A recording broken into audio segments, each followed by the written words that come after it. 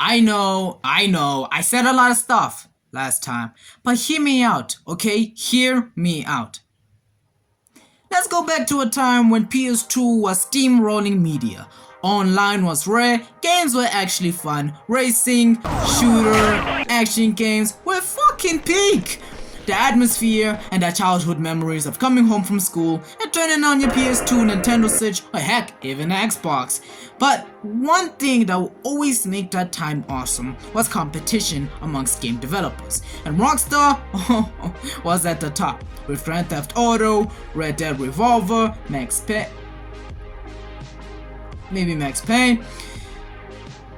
and Grand Theft Auto, Red 3 or Vice City. They were on top, obviously, smashing records left and right. But even though these games did very well money-wise, nothing really compared to what was in store for 2004.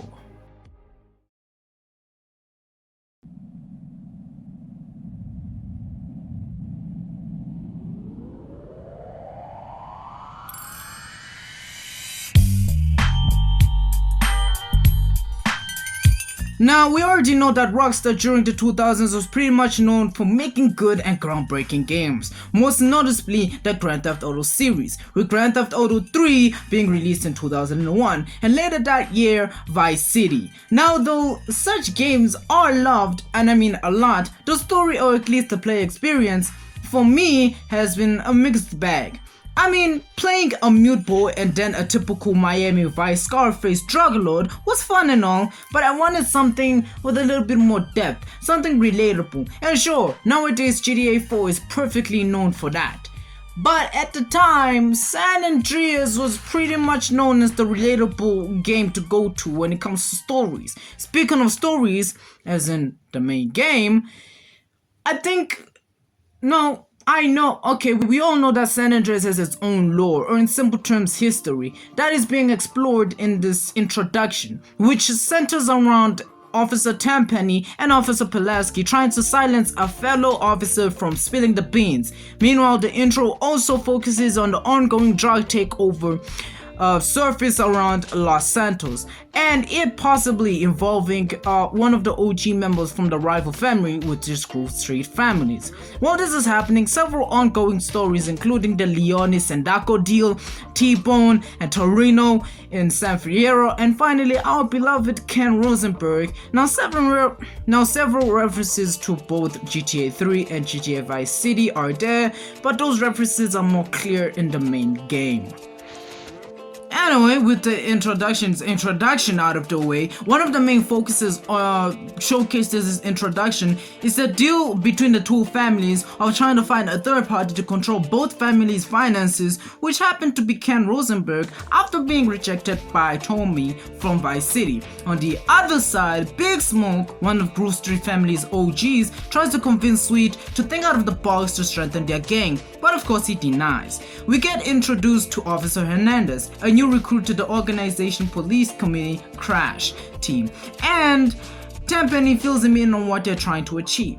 We get a first look at CJ in Liberty City carjacking, and we get back to Los Santos when this mysterious green saber happens to appear. But before we get to that, we have to reach the third act of Tenpenny's plan, killing Officer Paddleberry, which they did with the new guy finishing him off. The green saber appears out of nowhere and heads down GF's block and starts a drive-by, trying to kill Sweet, but instead kills Sweet's mother. Well, the plan, said before, it was to kill Sweet. Finally, Sweet calls his brother to inform him that his mother is dead, and after that, the official game starts.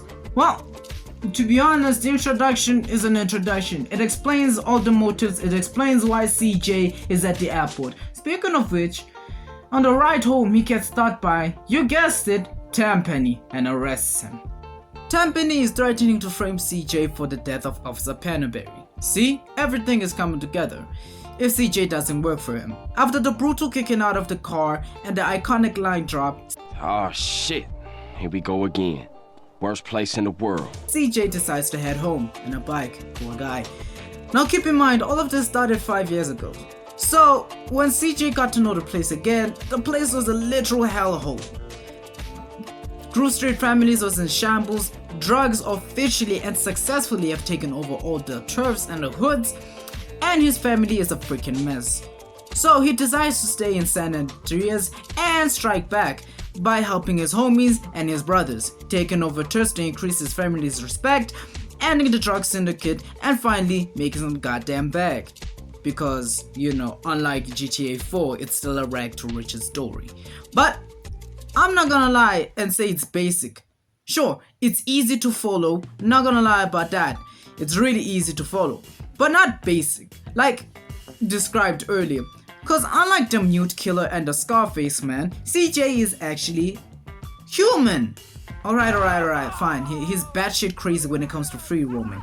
But story-wise, you can really get behind him, his motives, and the fact of how he feels, and you know, the fact that he wants to achieve his goals because of his circumstances and his family. Come on, you can't get behind that. All of these things that I just said right now makes San Andreas' story way above GTA 3's and Vice City's in terms of relatability. Because aside from, you know, the crazy missions that you do in San Andreas' story, it's pretty much more family orientated, making betrayals more impactful, and meeting new characters have much more meaning, unlike superficialness in the other games. Yeah, sure, CJ is probably dumb. Who doesn't know that? Which adds more to the relatability. But anyway, he's also sympathetic. You know, he cares about his family. And hey, who doesn't love a relatable character?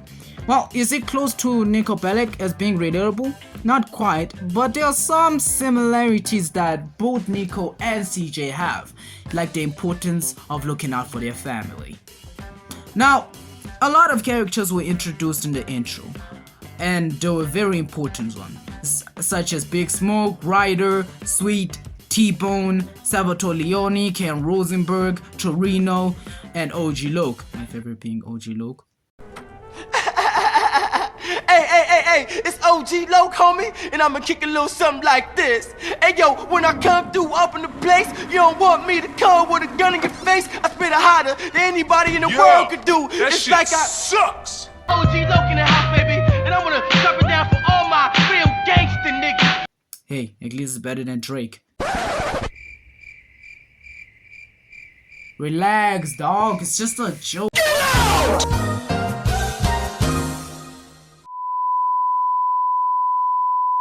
Also, characters in game, like Caesar, which at first doesn't mean anything. It's just a guy that bangs your sister. But later, he becomes one of the key players, key factors in, you know, this game. And also, you know, San Fierro. Woozie, on the other hand, well, not really on the other hand, he's just another guy, he's just another G, who is blind, by the way, which kind of reminds me of a Marvel character. If you know, you know. Given his incredible abilities like driving a freaking car, I mean, he's very useful and he really helps you into getting into the business venture. And also, Catalina. Yes, you heard me, Catalina. Now, this is the same girl who shot Mute Boy in the face. And yeah, remember when I said, you know, GTA San Andreas in-game has much more references than the introduction? Well, guess what? Mute Boy is in the freaking game. Now obviously being set in 1992 and GTA 3 being set in 2001, it kind of makes logical sense in a way because Catalina is involved. But obviously, all these characters are very important. They add much more character, they add much more value to the story, and then, you know, it's kind of hilarious sometimes, especially the Truth. God dang, that man is just out of his boots. Truth, where you at? Just checking that you are no longer on government business. Where is he? How the fuck would I know, man? He like the devil. Hey, man, you okay? Everything is transient. Whoa, man. If Even though San Andreas is acclaimed for its story, it does at times suffer, like really suffer, as in very long hours clocking in at approximately 25 and over hours. We're talking about 25 plus hours here. But really, that's not the full story. That's not the full package that I'm offering you. The story also starts out very slow in Los Santos. Most of the missions are just at best intriguing and at worst boring, except the mission The Green Saber. But after Los Santos, which was always about, gang and earning respect instead of money, and those two iconic missions, the story starts to pick up, as in racing, killing members, being an agent, but for money, and flying freaking planes, for God's sakes. If you just ignore Los Santos' first missions, then yeah, majority of this game is fun, exciting. Though San Andreas is great in all aspects, it does have its setbacks. And one of the most complained setback is the driving. Not as in driving mechanics, even though sometimes it can get tedious and drifting is just, sometimes the car is really slippery in San Andreas. But anyway, I mean in terms of traveling. Now, don't get me wrong, when free roaming it is an absolute blast. But when doing missions, yeah, that's when it starts to bite in the ass. Especially failing a mission. And well, there are not even one checkpoint or even an autosave in the original game. As in the PS2, the Xbox, the PC original versions, there was no autosave.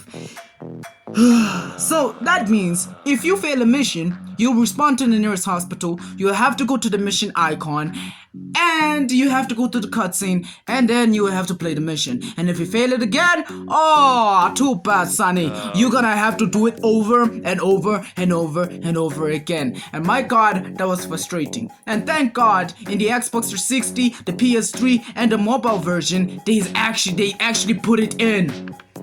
Another thing that might rub new players, as in the GTA 4 and the 5 fanboys off in the wrong way, is shooting. Now, given the time and the limitations, I could actually forgive it. And since it's my childhood game, I can forgive it. But for players coming off 4 and 5, they might need to adapt to the shooting, as in really learn how to shoot, because if the free aim in this game is an absolute atrocity, especially when using a sniper. The camera, as always, is a problem, no need to explain that, and the vehicle physics are not bad, but they are lacking. Or maybe I'm just a bit biased because, GTA 4. But compared to other 3D games, there is some realism to the driving physics and the driving mechanisms. And the bicycle controls, oh my God, they are so much better than GTA 4's nightmare of bicycle skills. Not bicycle skills, motorcycle skills, but you get the point. Though these flaws are notable in a way, they're just mildly annoying and not very easy to adapt. Except for the shooting, you might really need some time to adapt that. But I consider it a step above 4 and 5. Alright, that's enough negatives in this video. Though flaws are inevitable, let's not ignore its good things, such as side missions. Now, side missions are just there to kill boredom or to add more to a mission that you're playing. There are side missions in GTA 3 and in Vice City, but none of them come close to the amount of side missions that San Andreas offers you, such as becoming a cop, a taxi driver, No. Wait. biking, freighting cargo, trucking, racing. Oh my God, there's so many, and all of the side missions are easily accessible and quite fun. That's adding a more positive player experience to the game, I guess. Music plays a huge factor in GTA. While Vice City has the greatest GTA soundtrack as in radio songs, and GTA 4 has the best theme song, San Andreas in a way has a mix of both. Radio songs aren't focused on 90s hip hop like the 80s, which was focused on 80s orientated music. But also it is focused on different genres. And also, the fact that there's different cities populated with different musical tastes, it seems logical to have radio stations that cater to everyone. Like for example, you wanna listen to country? Try K-Rolls. You wanna listen to funk and disco? Try Bounce FM. You wanna listen to gangster rap? Radio Los Santos. There's so many genres in San Andreas to listen to. Something that's also cool, that is, mind-blowing and adds a little bit detail to this game, is that at a specific area, people listen to that specific genre. Okay, if you don't get what I'm saying, let's make an example. Let's say you hijack someone in the countryside. The radio station that is most likely to be in that car playing right now is K-Rose, because you're in the countryside and mostly people in the countryside listen to country. So that's the thing I'm talking about. San Andreas, with these different areas, with these people with different musical tastes, want different things, and San Andreas offered radio stations that cater to those people's needs. So San Andreas may not have the greatest in-game soundtrack, but hey, it's certainly up there. Speaking of specific areas, now I think we all know that one of the biggest things that San Andreas is actually known for is the cities. Instead of going with one city like all the other games, San Andreas, more or less, is a combination of two states, California and Nevada. And it consists of a desert, a countryside, and of course the three cities. Los Santos, which is modeled after Los Angeles, San Fierro, which is modeled after San Francisco, and Las Venturas, which is obviously modeled after Las Vegas. Each of these cities are diverse in lighting, weather, myths, San Fierro and Las Venturas, and vibe, making the game feel like, it's much more bigger than it already is. And with all the myths and stuff going around it, it makes you want to explore those areas to actually find out what these myths are all about, giving you a little bit of detail. Rockstar Games, or Rockstar North, has really, in a good way, have a way of making this whole map bigger. I mean, they use methods such as foggy clouds, decreased draw distance for the PS2, and etc. There's a lot of things that they use in order to give you the illusion of that there's so many things to explore. Even though cities, are great, there's really only one thing at the tippity top of my mind that actually got me so invested in this game. Now GTA has a lot of things, right? A lot of things. But the one thing I love from GTA San Andreas is the role-playing elements. I mean, the fact that you have stamina, you have shooting, as in the fondness and the usage of the weapon. For example, let's go with the pistol. If you fill the bar of the pistol usage, which is the pistol bar of the role-playing element, you can shoot with two pistols. That in itself is just amazing in my opinion. And you don't see that with so many games, and the later GTA games don't even explore this stuff. Okay, another thing is that, have you ever heard about Fat CJ? Yeah. It turns out, when you eat too much fast food, you become fat. But don't worry, you can also lose that fat through going to the freaking gym and doing workouts. You can also learn new skills at each gym around these two states, and you can become stronger. And just to increase the combat skills with CJ. Also, you can change or buy clothes at nearest clothes stores. And the cool thing is, it's not a copy and paste situation where they take the bingo store and paste it over that store and paste it all over that area. No, there's different stores and different clothing brands in the game. And that is amazing. You want to get a haircut? You can get a haircut. You can get a fresh cut, or you can go bald. No. And the you know what the funny thing is? This barber is magic. He can actually grow your hair back from being bald in 2 minutes. That's crazy. But what the hell am I talking about? There is no buts. You can also customize your car. Sure, it varies on, it varies on the car brought into the shop. But we have cars that have maximum customization, which is your lowriders and also your sports cars. And we have cars that have lackluster customization, which is just your normal cars. But I guess the one reason I can think of car customization being put into this game, or even the customization, is that, you know, after the missions you would get bored, and the customizations of this game, I mean, come on man, it just adds more to the replay value. And also side missions of racing. So I guess, yeah, but that's my favorite thing about this game. You know what, ladies and gentlemen, I'm really starting to take back every word I said in the GTA 4 video about not being there, you know, a best GTA game. I mean, if you listen to what I was saying for the past 15 minutes, then San Andreas really is a perfect GTA game. And to be honest, it actually is. Huh? Listen, I know it's weird. I know it's weird to say that, but let's be honest. For its time, there is no argument that it was the best GTA game ever. I mean, it had everything a fan wanted: a good story, a good protagonist to fall behind, Samuel Jackson as Tempest. Come on, bro. Come on, bro. Come on. A big map, hard copy. Oh wait, they took that away. Well, at least CJ still has girlfriends that he can have benefits from, if you know what I mean. but anyway, it just had what every teenage boy wanted, or girl wanted at the time. Not to mention the bank that this game made and the copies that it sold. I mean, 27 million copies what the fuck? Overall is a crazy thing for a game released in 2004 to have. But hey, it's GTA we're talking about. So are you really surprised? No. Not to mention that GTA San Andreas has more copies than GTA 4, which has topped out at 25 million copies.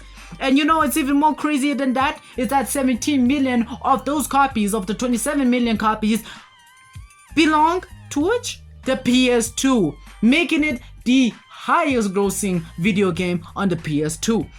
And am I really surprised? No, I'm not, because this game is just that damn good. Damn.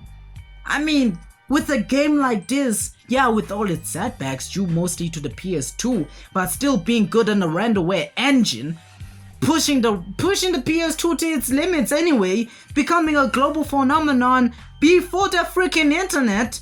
I mean, let's be honest, GTA 3 was revolutionary. Vice City had the best music, 4 had the best story, and 5, well, goddammit, it had the best graphics. So there is an argument for GTA San Andreas being the best. And yeah, I know what I said earlier, and yeah, it may not be the best, even though it was released in 3 generations like GTA V5, but what I can say, and what many can say, and what many can agree with me here, is that it may not be the best GTA game, but goddammit, GTA San Andreas is the most iconic. And I ain't taking my word back on that.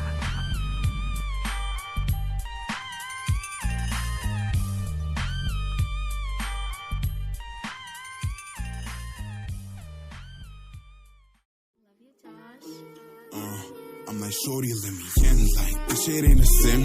Fat that shit been talking, real big heavy with a grin, like, shorty, let me in.